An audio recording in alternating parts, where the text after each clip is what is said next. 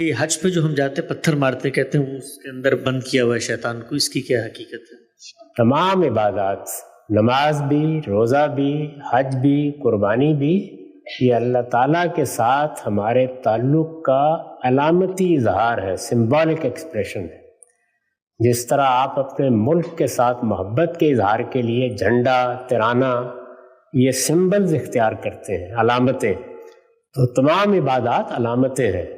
یہ جو آپ نماز میں کھڑے ہوتے ہیں، رکوع کرتے ہیں، سجدہ کرتے ہیں، قیام میں کھڑے ہوتے ہیں، دو زانو بیٹھتے ہیں، یہ کیا ہے؟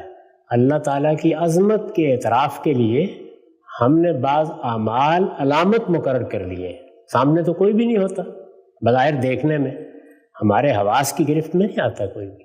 اسی طرح سے روزے میں اپنی جبلتوں پر پابندی لگا کے ہم اللہ تعالیٰ کے ساتھ علامتی تعلق کا اظہار کرتے ہیں۔ تو حج نظر کی تمثیل ہے، یعنی اللہ کی راہ میں جان دینے کی تمثیل ہے۔